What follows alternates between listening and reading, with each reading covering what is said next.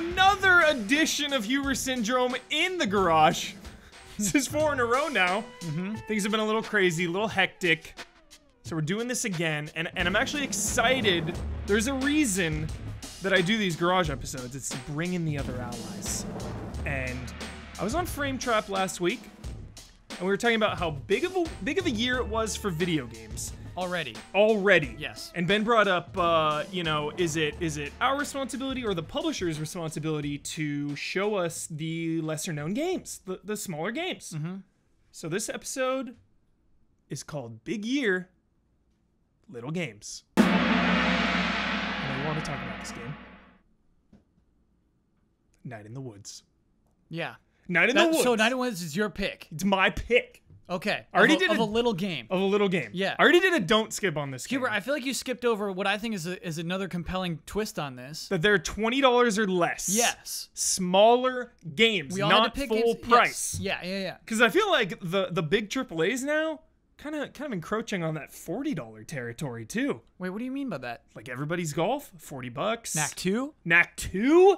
$40? Sonic, the new Sonic game? Sonic Forces. Sonic Forces. $40. Yeah, I don't know if I would count Uncharted Blood. That's clearly a DLC expansion. Uncharted still, dude. Yeah. $40. $40. So we're talking about $20 or less. Yep. And I really wanted to talk about Night in the Woods. Yeah. And Kyle, before we started filming today, we were talking about best stories. Brad just finished Yakuza 0. Yeah. He's coming in, riding that hype, riding that best story. I know a couple weeks ago you were talking about Horizon. I just finished Persona 5. I would put Night in the Woods in that category. Ooh, I hear you. Because you know, best story is kind of weird. It's hard to compare. It's hard to quantify that. It's like, what is, you know, you said writing. I just say characters, really, you know, characters and plot, maybe. I don't know. It's confusing. Who knows? It's like genres. Who cares? Yeah. But Night in the Woods, it's just about life. It's about coming of age. It's about finding your place in the world. It's about figuring out your purpose and who your friends are and family. It touched me, man. I still think about this game. I'll tell you about the stuff that stuck to my ribs here. Okay. It's the mall. The mall. It's because it's just 100% what I relate to. When I go home, when I go visit my mall, how much is closed, how much is shut down. And that's kind of like this, there's a story of the village and the town very much as well. Just this dying, like just chills. This is a lot of what the United States is right now, are these dying towns where you grew up in, and people are more people are moving than are moving there. And so so depressing. It's so depressing the way that what's happening with this town, and it's sort of part of that story. It's part of what's happening with these characters and what's happening even with the game that you're playing, the video game at the same time. Times are changing. Yeah. The changing times. And you know what, Hubert? Coming of age. I still love that this game has a jump button. Yes! I love that it has a jump button. There's like secrets? Yes. You can like jump up on the houses and like go in the windows, and you can find the mice, right? Yeah. The mice are little... They're rats. The rats. You take care of the rats. Oh my gosh. Yeah, just some Easter eggs and finding the astrologist on the roof. Oh man, and putting the constellations together and all that. Oh, that is really cool stuff. And then I feel like later on in the game too, they kind of comment on what you've done later. Oh my gosh. So Night in the Woods, just a hell of a game. Yeah, like I was thinking about your audience of this episode, Huber, whether they've played it or not. And I feel like if you haven't played Night in the Woods yet, I get it. Yeah. But like look into it a little deeper. For sure. You can jump. It is still a video game. It's not completely like just this like cute little simply story game. Yeah. You know, there's a lot of things going on with it. Really good music. I like it. Oh, the music. And some Easter eggs. There's a lot of secrets in there. There's a lot of good stuff. Huber, you know I turned down the music for a lot? I loved the vibes. I loved the music of this game. Yes. Yeah. Sometimes, like, the sign of a good video game music for me is when I just set the controller down. Because sometimes I'll play at my computer and, like, you know, write or do other things. Yeah. I'll just set the controller down and let it play. Yeah. So good. I hear you. All right, Kyle. That was my game. Yeah. What is your pick? Big game, small year? Look, I know it's... Big year, small game. Yeah. Big year, small game. And I know this isn't an obscure pick, but it's a genuine pick. It's one that I'm always still thinking about, and I don't want to ignore it at the end of the year. Yeah. What Remains of Edith Finch? heavy pick. Heavy pick. We're at it again. Again, and I'm thinking about that audience of just like, I know why you ignored it. And look, that's a dumb title for a video game. Walking simulator. Yes. This is, I already don't like the term. It's not a walking simulator. No. It's not. It's actually, this is a video game. Yeah. This is a video game tied to its environment, tied to its story, but you are still playing a video game. You're still discovering things, unlocking things, finding neat ways through this story. As the way the story unfolds, you climb this, you know what, there's so many things that I didn't know coming in that I'm happy I didn't know. Totally. I very much like this video game. Nice. Context. Yeah. Because you love that, Kyle. Like one singular environment that you just kind of... just unfolds Yes. and unchunks itself. Oh my gosh. And not just that, but people were living in here. Yes. Yeah. It's a lot of things that I like very much. There's lots of unique vignettes and things like that. There's a lot going on with Edith Finch. And from the creators of Unfinished Swan. Black Swan, dude. Darren Aronofsky's on the mind. Mother. Yes, Unfinished Swan, PS3 game, hell of a game. You know, I feel like that can maybe help sell it too, because people, you know, like sometimes that happens to me. I'll find out someone who made a game, and then that'll make me more interested. Yeah. I'll be like, oh, that was them, or oh, he did that. Yeah. So if you played Unfinished Swan, check out Edith Finch. Please do. Yes. Thanks, Kyle. No problem. Brad Ellis. Michael Huber. This is like 7 syndromes in a row for you. I'm like a regular now. Yeah, like co-host. Yeah. Co-host. Yep. Writing credits. Yeah. Big year. Yeah. Smaller games. Yeah. Let's hear it. Haven't been able to play too many small games because I've been dealing with some bricks, Oh yeah. as you know. Oh, I know, Brad. The brick of bricks. One little game, not there for story. Maybe not blow you away like engaging. Like, oh my god, it's so good. Like weeping at the story. Little game called Snipper Clips on Switch. A really simple game here where you're adorable shapes. Brad, And you gotta fit through stuff and you snip each other. And they giggle when they get snipped. I'm so glad you brought this up because I forgot about this game. I know, right? I forgot about Snipper Clips. It came out earlier in the year, like earlier. Totally. And like when you're dealing with like Zelda out around there too, it's tough. I feel like maybe that's the launch day curse of a game. It's a blessing and a curse. It's like you come out first. There's not a lot of competition for a new console. You get those extra sales, but you're kind of forgotten. Yeah, Kind of forgotten at a quicker pace. it's maybe. really fun, man. Like we played it on stream, and God, it was a blast. Dami, like the reason I love this game too is because this game encourages you play how you want to play, kind of. And I feel like that was demonstrated with Damiani What, dude? refusing Yeah. to like change it up. Dude, Snipper Clips, I think, makes you a better person because it teaches you to deal with patience. Patience and cooperation. Like I was playing with my girlfriend one time, dude. And Yeah. I'm just like, turn now, turn now. right, turn Yeah. left. They're just going wrong. I'm like, "Nah." I know, dude. It's real. It's But then real. You hit that moment, you're like, It's Zen. real. Yeah. I was here. I was at Jones's the other day when when he had his little get together side story, and the NES Classic was booted up, and some younger children, Some youngsters, were playing Kirby and Mario, and it was gave you anxiety. yeah. I'm just like, oh, there's a whistle right there. Jump up there. No, there's. I think you missed a secret. I think that just says we're a bunch of control freaks. I know. I went home and I thought about it. It actually like kind of bothered me. But you know what? Snipper Clips made me a better person. for sure. From that. Trials Life and lessons tribulations. from a $20 game. Life lessons. Wow. Ben Moore. Michael Huber. Love screaming your name, Ben. Yeah, I like Ben screaming your Moore. name. Come on. Big fun. year. Small year. games. The biggest year. I'm drowning. It's the biggest year. Every time you make me think about it, I Straight up. get short of breath. It's the biggest year of video games of all time. Yeah, a lot of good ones. Give me a smaller game though, Ben. I feel like this game has been completely ignored. You are the king of ignored games. I just I'm want to the say king that. of ignored games. Yeah, I'm you the come- king of ignoring games. No, you are the king of playing games that get ignored. I feel like Am you I? come in here week after week and you're like, yo guys, you check this game out, and everyone is just like, no. Hey guys, It's you just should so really sad. play. There's some games I play Yeah. where I'm like, I'm so excited about it, and I'm playing it, and I'm finishing it, and I'll go to bed, and I'll be like, I can't wait to tell the guys about this, and then I wake up and I'm like, none of them are gonna play. None of them, are gonna yeah. play. Kyle's Ease really 8, good no at. one's gonna play. Oh, you guys should. Somebody should play Ease 8. Kyle said he was in at one point, and Kyle's really good at playing unwanted games. Yeah, the town stuff. Like I want to do that. You would love it. I really think you would love it. I gotta play Nier Automata before it. Do you that know? then. Everyone will be offended if I choose Ease 8 over Nier. I don't think everyone would be offended, but you know what? Great games. Great, they're all good. You can't. There's no wrong picks. That's what we've learned in There's 2017. no wrong picks? I think there might be a couple of wrong picks. There's maybe.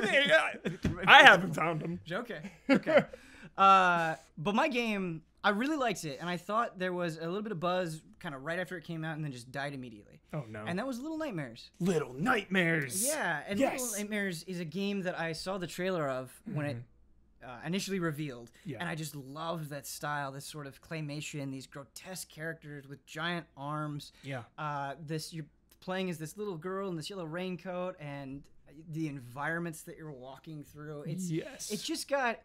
It's that kind of scary where it is not trying to get in your face or freak you out or be ultra gory or violent. It is just sort of the deeper you get in and the more you understand it, the more you kind of get this knot in the pit of your stomach. And you get protective of that character You too do, when they start like throwing in other freakos that maybe want to do harm to her. But then that character does some things, and you're like, "Wait a minute!" Yeah. And so it's kind of messing with you, not in the way that like a Silent Hill or Eternal Darkness would mess with you, but messes with you nonetheless.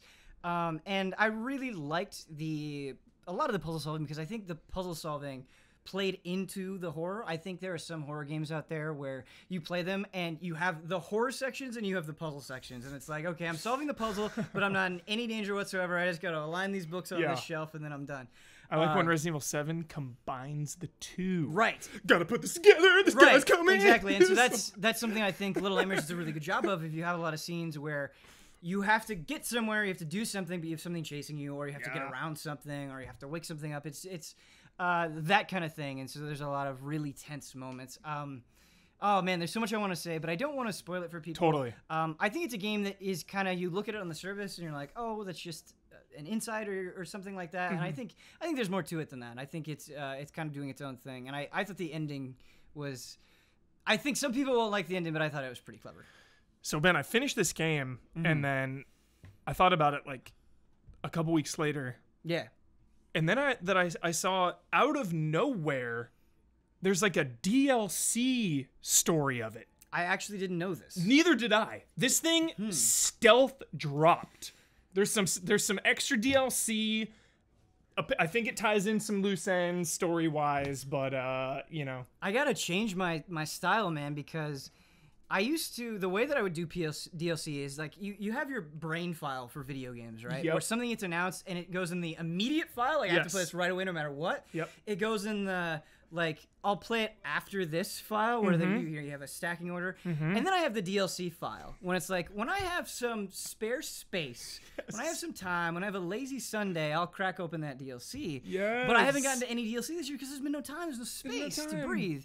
And so I gotta, like, Neo, I'm playing the DLC. I didn't play the Nier DLC, the Zelda DLC, none of it. So I gotta figure it out. But You play the Resident Evil 7 DLC. what's that? Did you play the Resident Evil 7? I played a little bit of the first one. I like messed around with it for an hour one night, but I haven't. They're all good. Yeah. Hype. I actually watched you stream it a little bit. Nice. Which I think is one of the best ways to consume Resident Evil 7. Thanks. But Little Nightmares, so I'm talking about it. I'm hyping it up. I really enjoyed it. Did you? I loved this game. You did. Okay. I think it had the unfortunate. I don't know what the word I'm looking for. It was unfortunate that it came out after Inside, because it's unfortunate that it came out in 2017. And in 2017, and I waited to play Inside. I didn't play Inside until 2017. Yeah. So it was hard not to compare the two. Sure. And Inside was like a masterpiece in my eyes. Inside is a fantastic video. But that's unfair to Little Nightmares, because Little Nightmares is also a fantastic game. It is. It's really good. I think it's hard when you have so many games that are incredible, so many games that are going to be talked about, I think, for a long time, at least amongst our group anyway. I don't want to oversell Little Nightmares. I know these are going to change your life. I don't think you're going to write a 10-page thesis on Little Nightmares. Not that I want to stop you, but it is when we're the point of this segment is those hidden gems. The hidden those gems. Things that caught us off guard a little bit, that didn't last us that long, but we ended up really enjoying. And that, to me, is what Little Nightmares is. I know Bloodworth loved it too. He did. Watch Bloodworth's review. It's on the site. Nice, short and sweet. Yeah. Short and sweet. Short and sweet. Big year. Little games. Thanks, Ben. Casanova! Michael Hubert. What is up? Good to be back. Love the shirt. Hey, thanks. The I Munsters. dug it out of some pile. I didn't know I still owned it, but... Do you think the Munsters will ever return? Oh, like it's got to, I'm sure, right? At One of some these point. days. Yeah. The Munsters cinematic universe. There's so many classic episodes, though. Just rewatch some of the old ones. All right, Don, it's been a crazy year for video games. Good grief. There's also a lot of sleepers, a lot of smaller games. That's what Yes. we're here today to talk about. Yes. What do you got for me? No one will see this one coming, Huber. This is a game that's not brand new for 2017. I think it was released like originally, 97, 98, something like that. Okay. However, re-release. Re-release for the counts. First time 2017 counts. this year. Yep. On Switch. I'll never get tired of taking an opportunity to pump up Neo Geo games on the Switch because it's the most glorious thing. I'm telling you, it's so wonderful right Yes. now. The deluge. Especially of wonderful- for this generation or the Yes. younger generation that Yeah. has never played these Neo Geo games. What do you got for me, Don? Shock Trooper. Shock Yes. Troopers. This is a game I played when I was younger. I forget where, a Pizza Hut somewhere. Let's where- say Pizza Hut. Yeah. But For sure. my only memory of it was I would drop a couple quarters in it. I never got past the first level, and I just kind of wrote it off and assumed it was one of those cheap sort of shooters where you're just going to die constantly. Quarter muncher, you know what I'm saying? It's kind of a top-down Metal Slug. For those that Top-down haven't played shooter, it. yeah. Similar to, I was talking about earlier, he mentioned Akari Warriors. That's kind of a good comparison. But I played it last week for the first time on Switch, where I actually played through, and I was totally blown away with how good it is. What a great value it is for $7.99. $7. This game came out, and Brad Ellis, my co-op partner of life, we got the Switches. I had never played Shock Troopers either. Okay. And we booted it up. Yes. We busted out the Switch kickstand. Oh, nice. Living room style, Nice. just being kids again, and we both just co-opted through his game, and it was such a blast. Oh, and you played it on the Switch. Yeah, too. yeah. I played it on the TV, and it looks excellent. Blown Yeah. up too. The game looks great, and it's super fun, and it just blew me away. It was way better than what I expected. It's not a quarter muncher, even to the extent of Metal Slug at all, where there's just cheap areas where they're just throwing, bombarding you with enemies, and you're dying. It's really well paced out, the difficulty. The cool things about it that I had no idea about is like it's a huge team you choose from. What are there, 8 or 9 different Shock Troopers you pick? And you can pick a team of 3 each person, right? You and Brad each pick 3, and then you rotate your guys out as you like. Each individual character has advantages and disadvantages with their gameplay. It's a grenade launcher guy, I think. Yeah, depending and on your machine weapon gun. and the type of terrain you're playing, it's like different guys are really optimal at different areas. So I wasn't expecting all of that. And then there's different paths you can choose, the water path, the jungle, the mountains.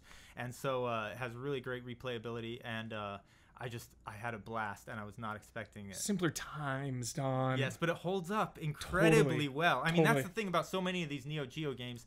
There's so many games that are Super Nintendo games that are nostalgias. Like, we have such fond memories, and you play them now, and you're like, oh, Yeah. you see so many limitations. Don't hurt me. So, N64, some Oh, of those yeah. N64 games have not aged the best. But you just love them. But so many of these Neo Geo games actually do hold up. Yes. And a lot of the concepts they had for different sort of like control schemes you're not expecting, especially even a lot of side-scrolling shooters and stuff they just throw in all these wrenches that you don't expect. It's not straightforward, and it's really, really well done. So I'm constantly impressed with Neo Geo. 25 years later, who would know? So awesome. Yeah. Oh, thanks, Don. What's up, Bloodworth?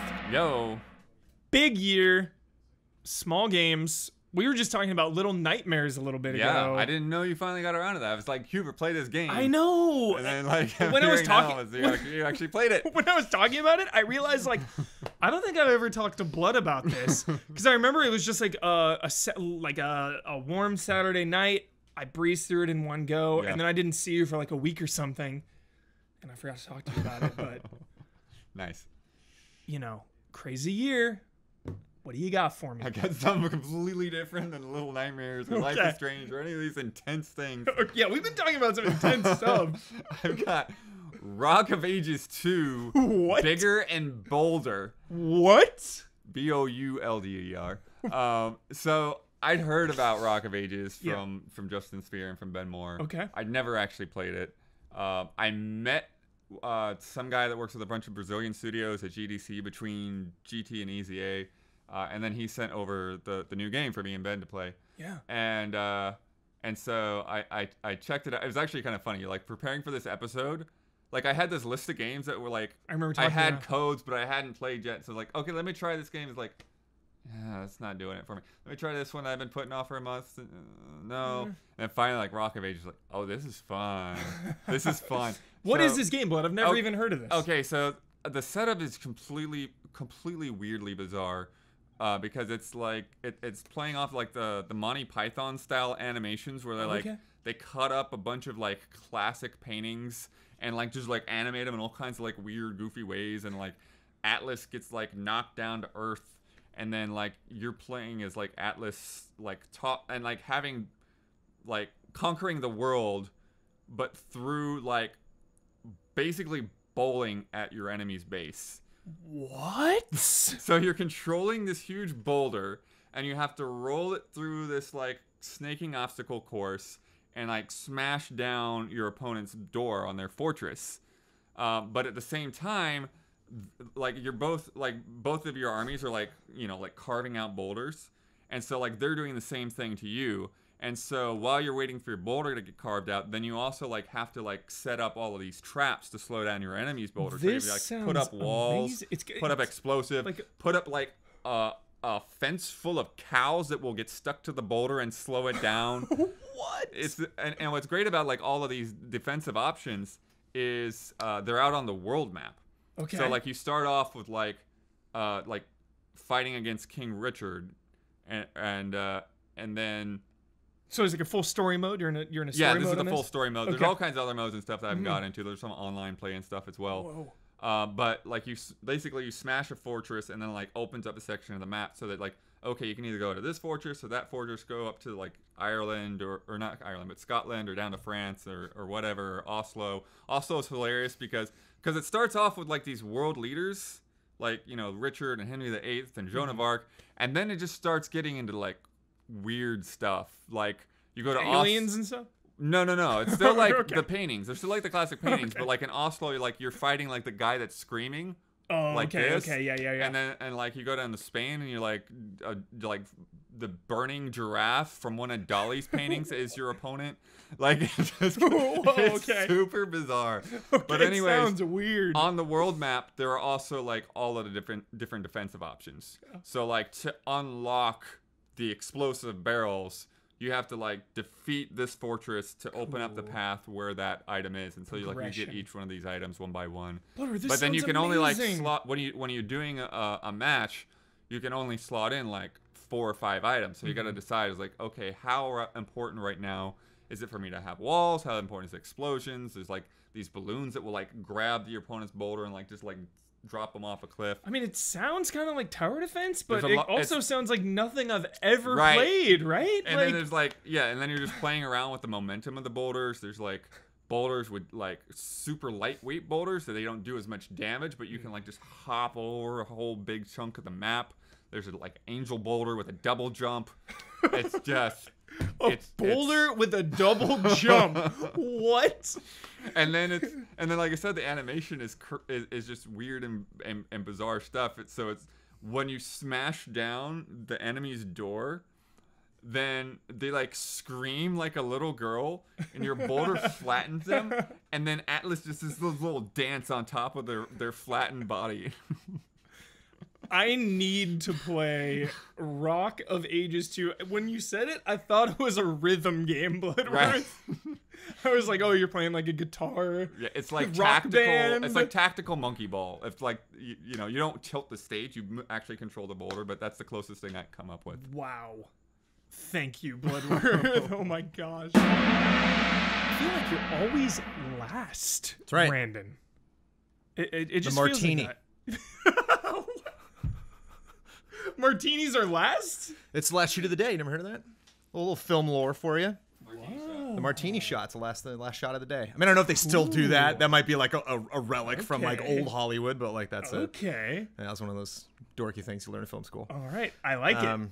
Brandon Jones, what do you got for me? I don't got a curveball. If you follow us at Easy Allies, especially if you watch our group streams, you have heard and you have seen Windjammers.